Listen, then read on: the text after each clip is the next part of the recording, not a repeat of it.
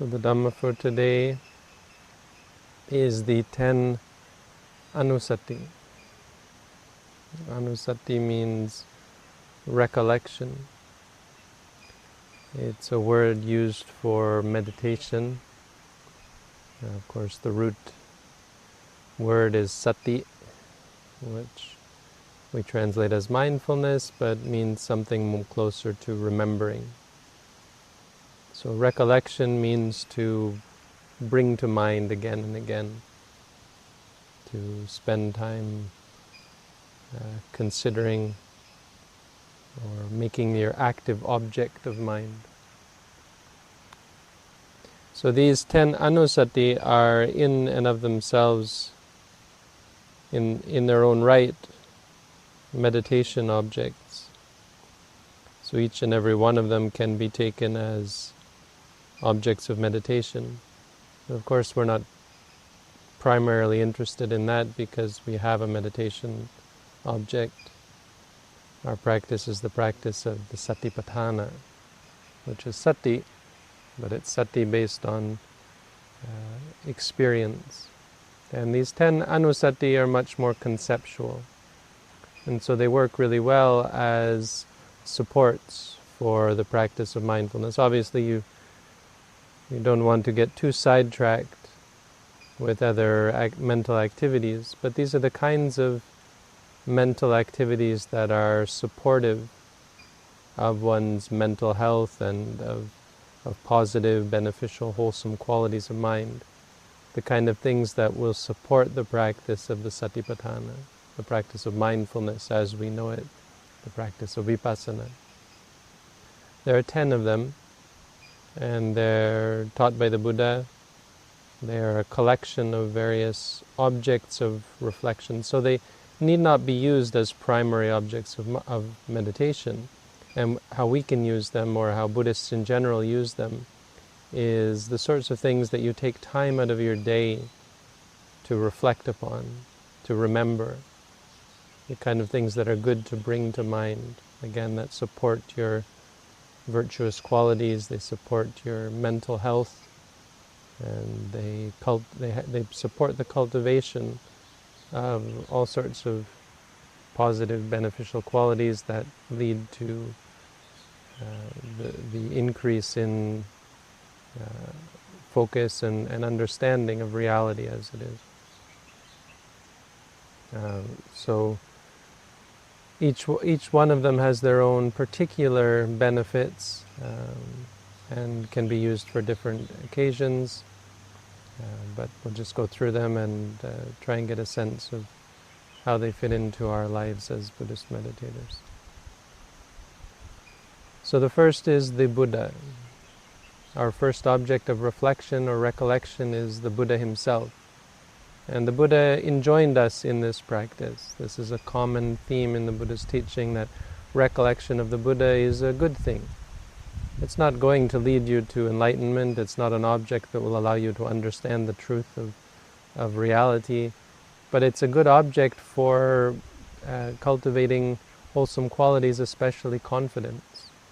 When you're unsure of yourself, when you feel a lack of self-confidence, the reassurance that the Buddha is here to support us, even though we cannot contact the Buddha directly, we still have his presence in the form of his teachings, in the form of his religion. The Buddha is, in a sense, with us, and is something we can always remember, that there was this person, there was this being who attained the highest possible state and level of understanding and wisdom of the nature of reality and shared it with the world. So reflection of the Buddha is, of course, a common practice in Buddhist cultures. It just means very simply thinking of this being, this perfect being who had the qualities of purity of mind, that there was no speck of defilement or any kind of bad habit, or even the residue of any kind of unwholesome character. who had perfect wisdom and was able to teach, able to share and guide other beings. The Buddha we think of as our leader, the person who had the great compassion. Not only did he know the way to become free from suffering, but he sacrificed his own peace. He sacrificed his own seclusion, his own freedom from suffering. He gave up his life, he gave up the many years after his enlightenment for the tireless and constant sharing of the Dhamma with others, day and night, both humans and divine beings. So even just remembering the Buddha, even just saying the word Buddha, going for refuge to the Buddha, reflecting on his qualities. The common thing is to recite the qualities of the Buddha. The Buddha specifically mentioned that this sort of practice is great for living in solitude, where you might become afraid, where you might become paranoid, or you might have a hard time finding peace of mind when you're living in the forest, at the root of a tree, or in a forest monastery, feeling alone, feeling out of your element. And sometimes people come to a foreign land, a meditation center, and find themselves just overwhelmed by the strangeness of it all. And the Buddha, of course, is a great refuge for creating reassurance and confidence. When we think of the Buddha, we remember that what we're doing here is not something cultish or perverse or warped or crazy. No, we're not crazy to be going off into the forest and doing what we're doing. We're following after someone who is so pure and so right and so perfect that there really is no doubt and should be no doubt about what we're doing. Remembering the Buddha is great in this way for confidence. The second is, of course, recollection of the Dhamma, the teaching of the Buddha. This is the Dhamma Anussati, recollection of the teaching. This doesn't mean learning the teaching. This means that for those who have learned the teaching, even in its very basic form, even just learning the four Satipatthana, reminding yourself that this Dhamma that we have is quite special and quite valuable and effective. Whenever there is any kind of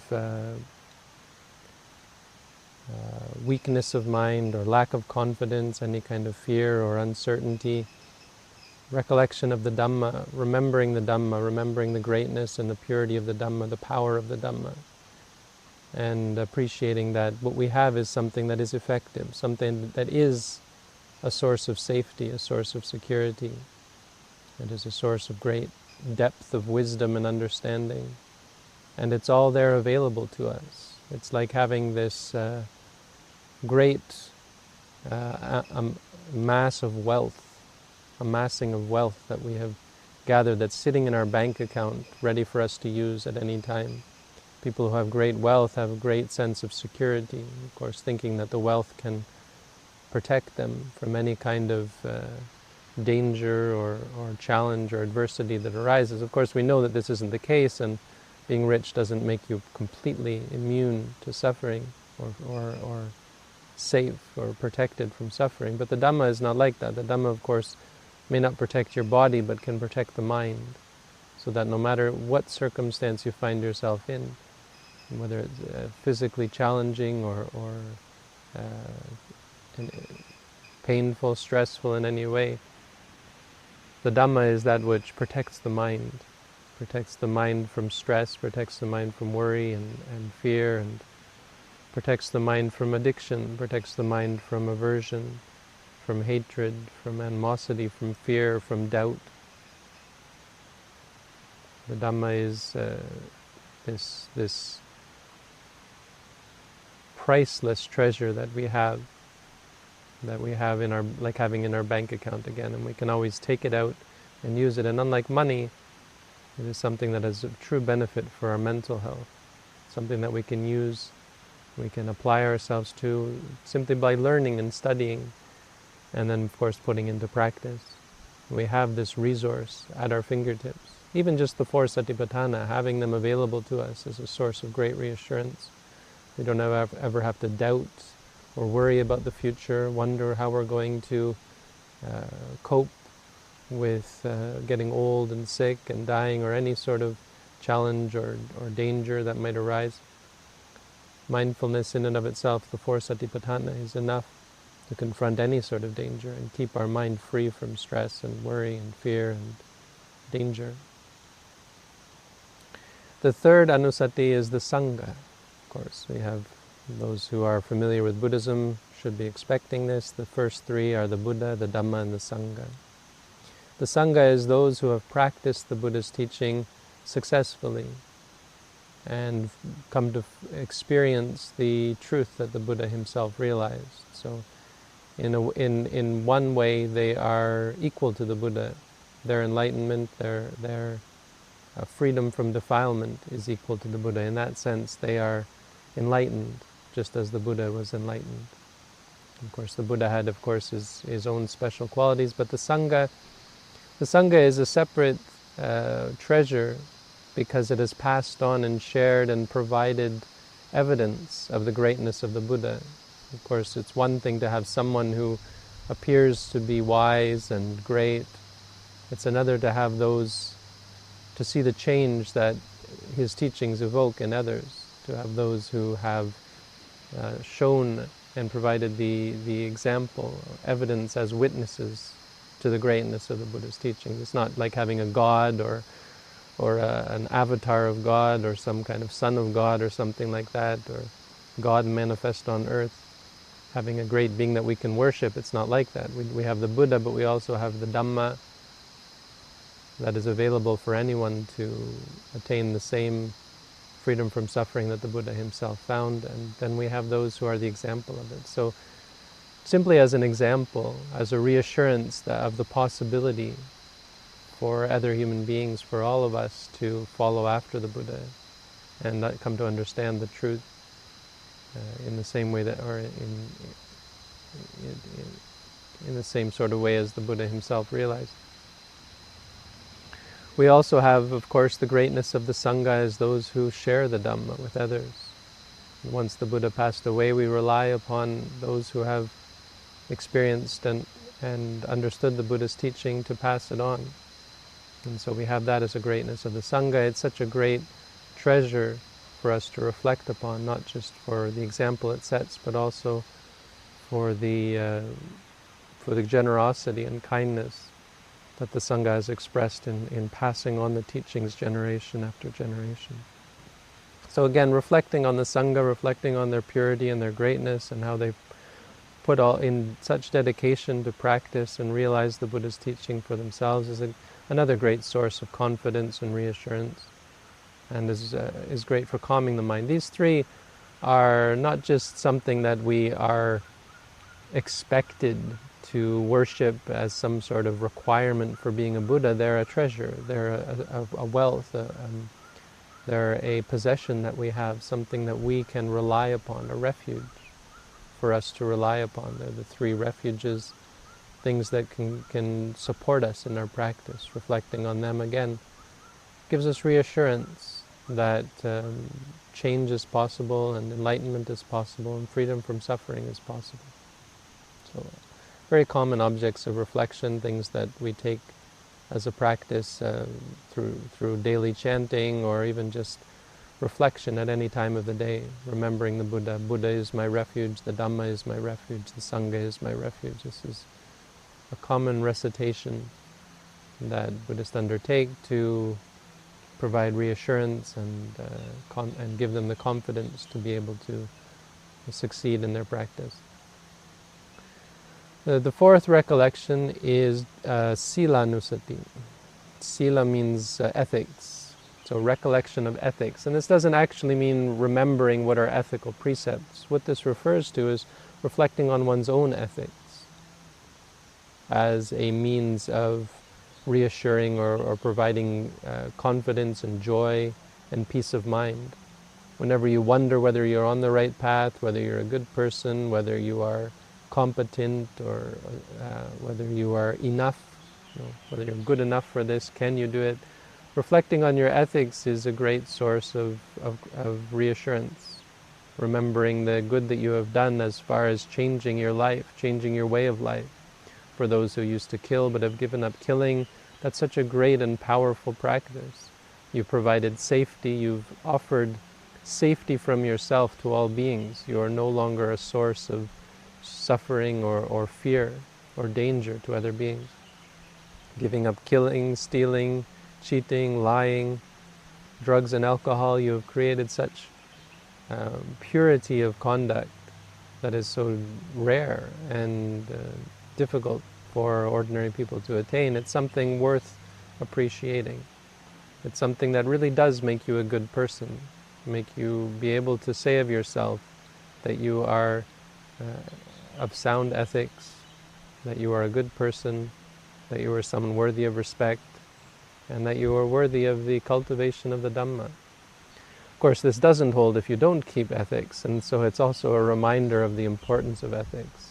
Because someone who is unethical will, of course, have to reflect on their lack of ethics, and will find a sense of guilt and fear, paranoia, fear of retribution. Will have a scattered mind and inability to focus. When someone has cultivated ethics, they will feel for themselves the sense of reassurance and tranquility of mind, the orderliness of their mind, as a result of no longer harming, torturing, killing and stealing and inflicting suffering on other beings. So just reflecting on ethics, it's not generally something that Buddhists take as a dedicated meditation topic, but reflecting on it, which is how we would take it, is a valuable practice. If you ever feel sort of doubting yourself or wondering if you actually have what it takes to practice the Buddha's teaching, you already have the foundation by keeping the 5 precepts, and you have this foundation available to you. You have the beginning of the holy life, the beginning of the spiritual life available to you, and all it takes is to keep basic ethical principles.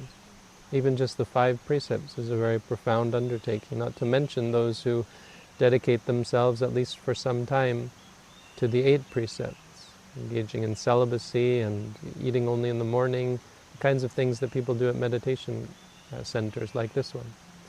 Giving up entertainment for the time you're here, sleeping on the floor, sleeping only as much as is totally necessary, being dedicated to wakefulness. These kinds of things are profound practices that are the real, true beginning of the spiritual life.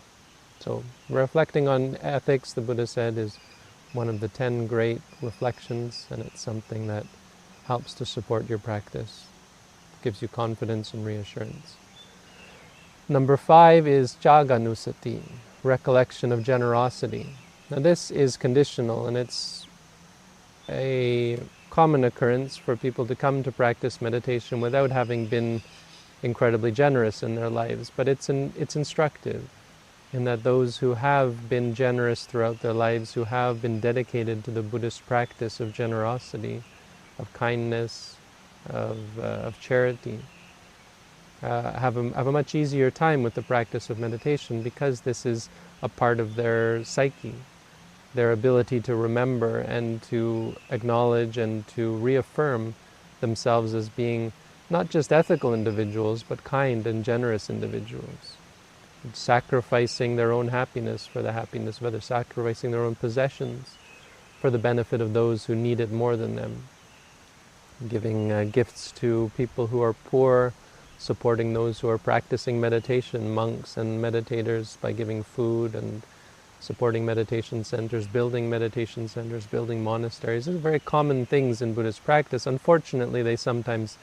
are the beginning and the end of people's practice, where it's all that people do, and that is sometimes seen with criticism from the outside. Visitors and newcomers to Buddhism will wonder why there is so much emphasis placed on generosity, and it certainly can be something that is taken advantage of by monks preaching generosity as a main practice, because of course it benefits them if they're generous, people are generous to the monasteries. But absolutely, there's a correlation between how easy and comfortable your meditation practice is and how generous you are as an individual. if you have a history of generosity, you can rely on that to make your practice more comfortable and easier, because it reassures you, and it gives you a sense of self-worth, a sense of peace of mind, of being a good person. It gives you a strength of mind, because of course it creates clarity of mind, and it's directly correlated with greed and attachment, which are really the base cause of suffering that we're looking to eradicate. If someone is generous and kind by nature, then they're also going to be the sort of person with reduced levels of greed and attachment and neediness, clinginess. You know, they're going to be familiar with the act of letting go and giving up, and finding happiness and peace outside of material wealth, material possessions, and that sort of thing. I mean, these are all qualities that are very much tied to freedom, to enlightenment and freedom from suffering. And so generosity is a great basic practice. So it's not the kind of thing you can make up for. It's something that has to be acknowledged. If you haven't been very generous in your life, it's the kind of thing that you can undertake as something to change your life, change about your life, but certainly something that that comes from the practice of the Buddha's teaching, and a realization of the importance of being kind and being a good person, and the real efficacy of good and bad deeds. Feeling guilty and upset and low self-esteem for all the bad things we've done is a real reminder of how great it is to do good deeds and to be a good person, and how beneficial and supportive that is for our practice. So something that many people, newcomers to Buddhism, will often learn and take home with them. You know, find themselves becoming more generous and really dedicated to generosity and kindness because of how great it is as a support for our spiritual life. It's a good lesson for us in the efficacy of good deeds and bad deeds, and a good lesson in general for changing our life. Both of these, ethics and generosity, are two very fundamental practices that aren't directly linked to freedom from suffering and enlightenment. But if you don't have them, it's like trying to drive a car without motor oil or gasoline. You won't get very far, and it won't be comfortable if you do. So two very important sorts of reflections as a reminder of the value of these things. Number 6 is an interesting one, Devata Anussati, recollection of the Devas. And I think this is somewhat niche and particular sort of practice, not for everyone, but what I would say about recollection of Devata, of angels, of divine beings, is that for most Buddhist practitioners, we're well aware that we're not going to become, we're not going to be free from samsara in this life. Many people who come to practice make it to a certain distance on the path, but are quite aware that they're still going to be reborn again. They may have gained insight and understanding, they may have even attained some level of what we call enlightenment, but they aren't completely free from the rounds of samsara. They still have a ways to go and more learning to do. And so there's an acknowledgement generally among Buddhists that most are going to be reborn. And so the topic of heaven is a very valid and important discussion to have. It's the kind of thing that Buddhists are constantly concerned with and in general interested in. Because, well, if you're going to be reborn, where should you be reborn? Now there is the common misconception that being born in heaven would be a bad thing. There's a sort of a derisiveness towards the state of angels, and well earned, because being a divine being in heaven is not directly correlated with enlightenment. And it is true that divine beings, angels, those beings in other dimensions, can be deluded, can be misguided, and can be addicted to sensuality in the same way that, or in a similar way to how humans are. However, it really isn't anything comparable to how crude and coarse and unrefined human beings are. The state of being a human being is so steeped in suffering because of how coarse and defiled the minds of ordinary human beings are. And it's very rare to find someone who is actually of the sort of mind to be born as a devata, to be born as a heavenly being. You see such people from time to time, even outside of the Buddhist teaching, people who are kind and generous by nature, who are thoughtful and compassionate, who are calm and peaceful, who don't have anger or greed, who don't exhibit cruelty or any kind of conceit or arrogance, who are just pure of mind, pure of habit. Maybe not completely on the right path, so can certainly still be caught up in delusion and caught up in certain levels of greed, anger, and so on. But there is something profound and incredible and valuable about the qualities that lead to be born as a divine being. So you could say, unlike the Sangha, who are our true role models and people who we should truly look up to and appreciate, devatas are the sort of being that an ordinary person can relate to. So the texts say that in regards to the devatas, we should think of their qualities. They have the qualities of confidence, the quality of ethics, the qualities of wisdom, the quality of learning, and they have the quality of generosity. So these sorts of good qualities that we've already talked about, the qualities of generosity and ethics and so on, are the sorts of qualities that lead to heaven. And as human beings wondering or concerned about where will I be reborn, even as Buddhist practitioners who are dedicated to becoming free from the rounds of samsara, the knowledge that we're going to have to be reborn due to our still existent attachment, greed, craving, thirst. This idea of where we're going to be reborn is an important topic. And so reflecting on the qualities that lead us to heaven is a valuable practice. Birth in heaven for a Buddhist is an incredibly valuable experience because life in heaven is comfortable. Life in heaven is stable, is profitable. There's so much purity and peace that one can go delve deeply into the nature of the mind. One can sit in meditation for days, for hours, days, weeks, months, I don't know, long time.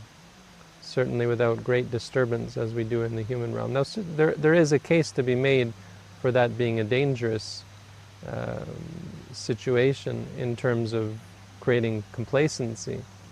But because of the length of the life of a deva, of a divine being, and due to the presence of other Buddhists through the practice of generosity and ethics and so on, being in heaven can be a really great experience, surrounded by other Buddhist practitioners, people who remember their time on earth and remember the Dhamma and continue to practice the Dhamma and teach the Dhamma and share the Dhamma with each other. I would imagine that after the arising of the Buddha, that most of the heavenly realms are incredibly potent and valuable and profitable places to be reborn in. So thinking about heaven, it is an odd one. It isn't exactly in line with the more profound teachings of the Buddha, but still something that is absolutely found throughout Buddhist cultures in the world, the discussion of heaven and how to get to heaven and what it means, or what are the practices that lead to heaven and what it means to be reborn in heaven and so on. So something for us to reflect upon, and certainly something that all Buddhists are generally Buddhists are interested in. Number 7 is mindfulness of death. Mindfulness of death is probably, out of all of these, the one that is most recommended as a daily reflection.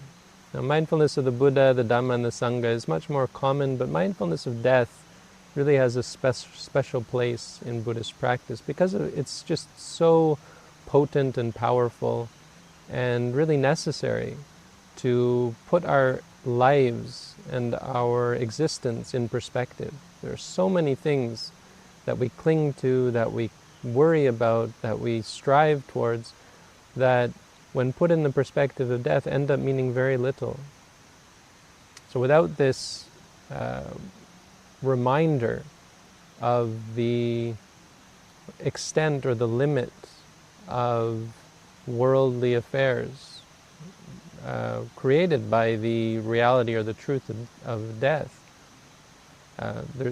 we easily fall into, without this, we easily fall into negligence, and we get caught up in worrying and striving after things that end up being pointless and meaningless, that we just have to let go of, that in the end get washed away by the tides of birth, old age, sickness, and death.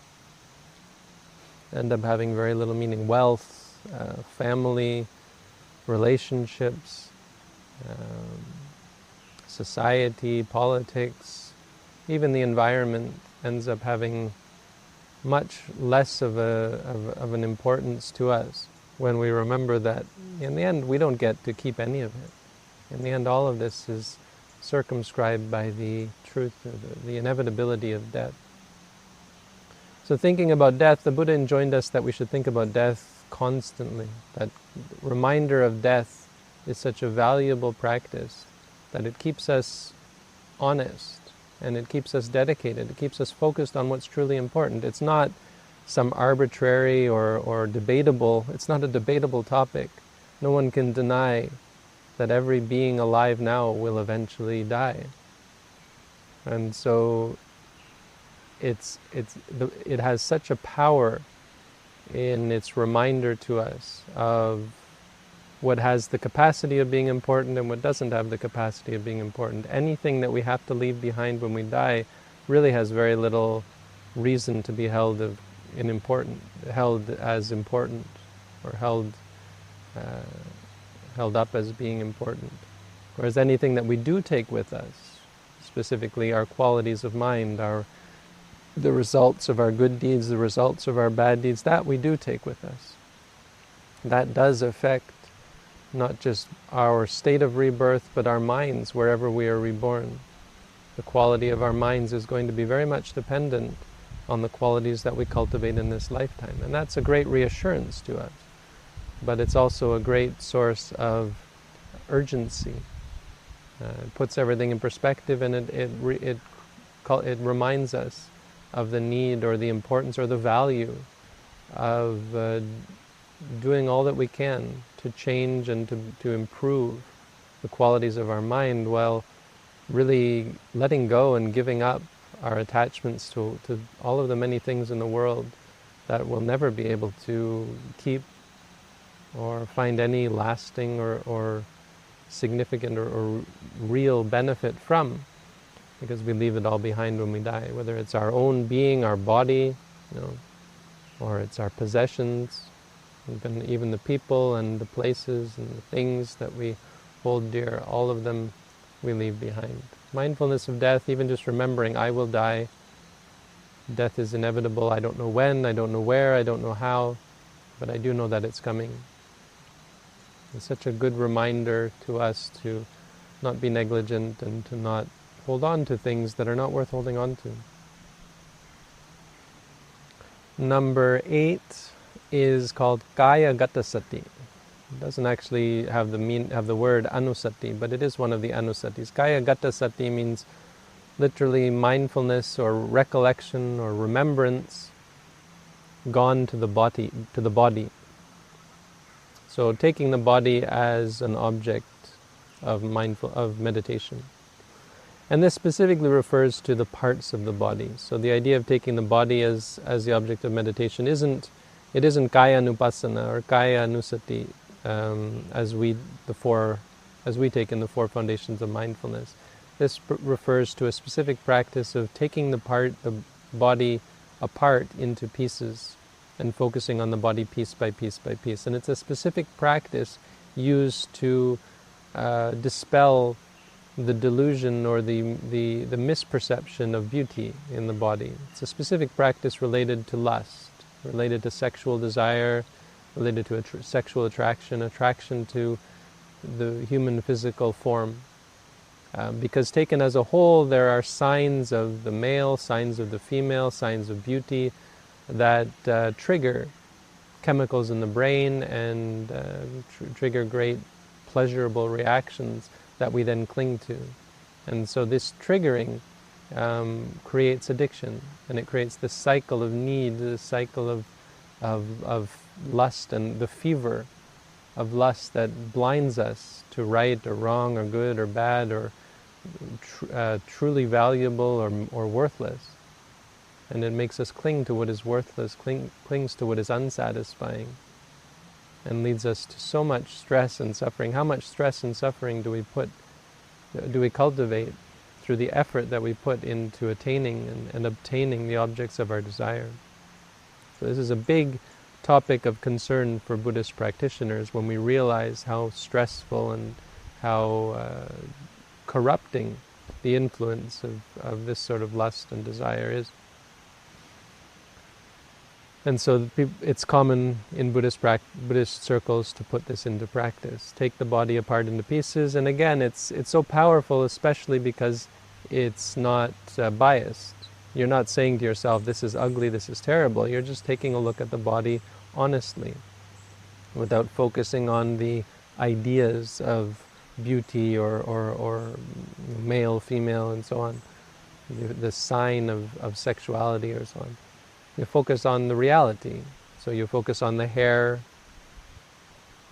as it really is, not how you wish it would be or the ideal, beautiful sort of hair. What is hair like?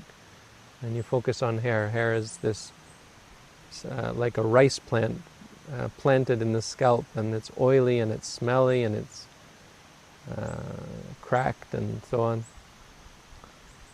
And you look at the hair on the body, you look at the skin, teeth, nails, flesh, blood, and you break the body up into pieces. This is a common Buddhist meditation practice. It's not on the level of the practice of vipassana, the practice of the four satipatthana, but it is a valuable practice. It's the first thing that new monks are taught. They're taught to recite these because, of course, as monastics, this is especially important. Monastics who have undertaken the practice of celibacy are in great need of this sort of support, at least in the beginning, while they find their way to free themselves from the lust and the desire for the physical form.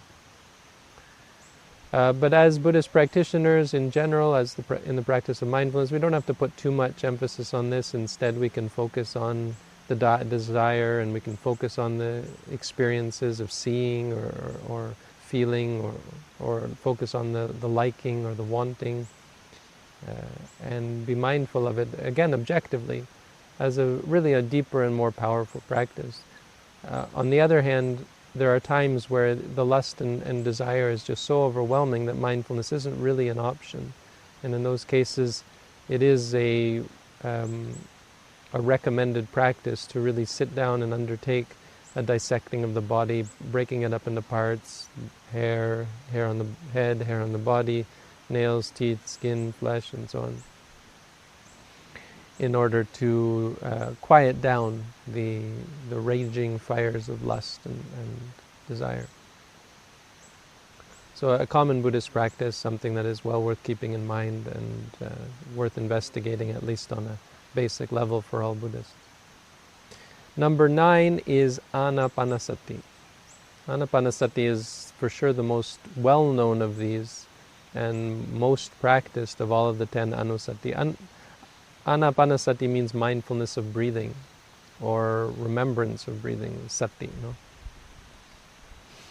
And this is probably got to be by far the most practiced Buddhist meditation. What we practice, our basic technique of practice, could be called Anapanasati. I mean, it is called Anapanasati by many people, in that it focuses on the mechanism of the breath. Now, you could say it's not anapanasati because it's not focused on the breath itself, but instead focused on the movement of the body, which is just another movement of the body, the movement of the stomach, rising and falling. But the greatness of anapanasati is that the breath is always there. And so we do have that, and that is the reason for focusing on the stomach rising and falling, because no matter what else is changing and uncertain and whatever else is going on with the body and the mind, there is always going to be this movement of the stomach rising and falling. It's something you can always fall back on. So it's a very good basic object of recollection, something we can depend upon and use as a reliable object for trying to experience reality objectively. Now, mindfulness doesn't discriminate. Any experience can be an object of realization of the three characteristics, realization of the nature of reality, realization that nothing is worth clinging to. But certainly having an object that you can always come back to frees your mind up from trying to look for an object or having to seek out something to pay attention to. It's always there. It's simple. It's easy. It's present at all times. So anapanasati is probably for that reason and that reason alone the most common. Another reason why it's very popular is because it's also very calming and soothing if done in a certain way. Anapanasati, as it's normally practiced, is simply a means of tranquilizing the mind or calming the mind. So it's seen as a samatha practice. What we practice is a little bit different. Again, because it's focusing on the movement of the body, it's unpredictable. And you'll find that it's not so calming, it's not so peaceful, but that's purposeful. That's the whole point of focusing rather on the physical aspects of the experience, because we want to be uncomfortable in a sense, because the discomfort, it's not painful, but it's uncomfortable because it's unpredictable. And that's important because being comfortable, finding things that you like and seeking out things that you like is only feeding and it is the whole problem. The clinging, it's the attachment to things as being satisfying and stable and controllable. And by focusing on reality, we quickly learn that is not truly the nature of the world around us, that reality is unpredictable, it's unsatisfying, it's uncontrollable. But anapanasati, as it's commonly practiced, is great for calming the mind. And so as a recollection, if you don't take it as a primary object of meditation, it can be a great way to quiet the mind and calm the mind before you practice mindfulness or outside of the practice of mindfulness. Now, certainly, and I think it's not necessary to seek out other practices, that the simple practice of watching the stomach rise and fall can fulfill this need or fulfill this requirement. So any time during your daily life, simply taking the time to focus again on the stomach can be, at least initially, calming. It can certainly be a great source of focus and a great source of balancing to remind you of the nature of things and to focus your attention back on reality if you've gotten carried away by some externality or some problem that you're facing or so on. But it also is true that if you simply want to calm down, you can just focus on your breath, watching the breath go in, watching the breath go out. And so in a sense, this is similar to the common secular advice to don't forget to breathe. Breathe, remember to breathe. You know, people who will say this to those who are having a panic attack. I mean, it certainly goes to show how powerful meditation practice can be, that even for those who are uninitiated, who are unskilled, untrained in the practice of mindfulness or the practice of meditation in general, can see the benefit of just focusing on your breath, just coming back to the breath. Obviously, those who have some experience in meditation have a greater understanding of why that is and can easily fall back on this practice. So if you take it as the sort of thing that you can apply throughout your day, remembering the breath is just great advice, either for the practice of tranquility or focusing you back on mindfulness, bringing your mind back to the present moment. first start with the breath, and then you can extend the mind out, expand out into all of the other objects, and it could maybe be whatever you're dealing with. Once you start by focusing on the breath, focusing on the stomach rising and falling, then you can see more clearly, I have greed, I have anger, I have worry, I have fear, I have doubt, and so on. These qualities of mind are much easier to see once you've focused your attention on something simple like the breath. And another reason for focusing on it is because it's neutral. The breath isn't wholesome, it isn't unwholesome, it's neutral. It's something that we're not really invested in emotionally, and so it's a very good way to practice or begin in the practice before we focus on the things that are a lot more concerning, like greed and anger and delusion. And finally, the 10th Anussati is Upasammanusati, which means recollection of peace. And there's nothing particularly special that makes this the last one, but it is certainly at the pinnacle of Buddhism. But mindfulness of peace is a valuable practice, something that certainly is a part of what it means to, or is something that has great meaning for Buddhists. Part of what it means to be a Buddhist because of how important peace is. And the importance here is that for non-Buddhists or for people living worldly lives with no concern for spiritual affairs whatsoever, the focus is much more on pleasure, obviously. It's on happiness. What they would say is happiness, and when people say happiness, they generally mean pleasure. And so we find ourselves constantly seeking out stimulation, seeking out that which triggers these chemicals in the brain, these endorphins or whatever, the pleasure centers of the brain that bring us a sense of satisfaction temporarily. And so what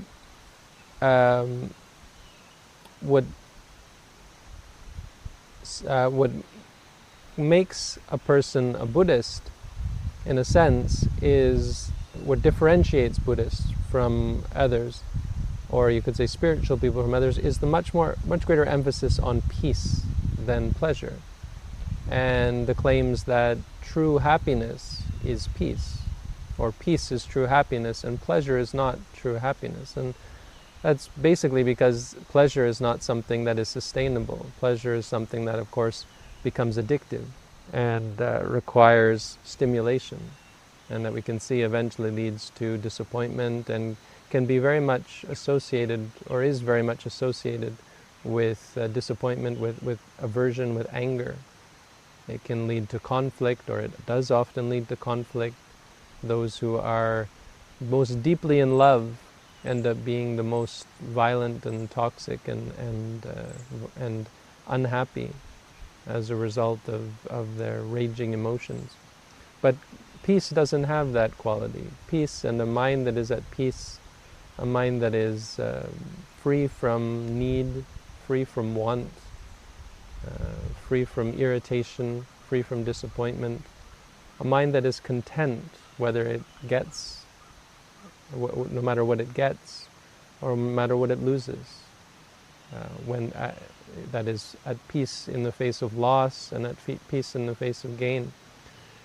This is, according to Buddhism, true happiness. This is the higher goal from a Buddhist perspective. And so reflection on peace in that sense, meaning ultimately reflection on Nibbana, which is the ultimate cooling or quieting of the mind, where the mind becomes free by letting go and experiences true cessation of suffering. The recollection of this is a great reminder and a great source of direction for Buddhists, to point us in the right direction and to remind us of the distinction between peace and pleasure, the difference between seeking out stimulation and freeing ourselves from need and want, and being at peace with ourselves and with the world around us. The reflection on, or recollection of peace is it's one more object that we can take as an object of reflection. Is something that can be taken as an object of meditation, probably better for those who have experienced Nibbana, so it's the sort of thing that those who have experienced can reflect upon. But the texts state that it's the sort of thing that directs one in the right direction, and even if one doesn't ever achieve the true peace of Nibbana, it's still the sort of thing that leads one to a greater existence in the future, because it sets you in the right direction. It again helps you differentiate between pleasure and the stimulation of worldly pursuits, and the peace that comes from spiritual practice and letting go and freeing yourself from greed and anger and delusion. So another valuable sort of reflection, and fits in with the theme of those things that from time to time we should remind ourselves about, thinking of peace just as we think of all these things. So these are the 10 Anussati, the 10, of all the many things we could think about, these are 10 that we could say are probably the most beneficial as a support for our practice, as a support for our lives as Buddhist practitioners, and just a all-around great part of what it means to be a Buddhist, and a testament to the greatness of the Buddha's teaching as something that we have as our treasure and as our possession, the sort of thing that we have that we can carry with us and we can put into practice at any time, and the sort of thing that throughout our lives we can cultivate and gain the skills, gain as skills to bring about peace, happiness, and freedom from suffering. So that's the Dhamma for today. Thank you all for listening.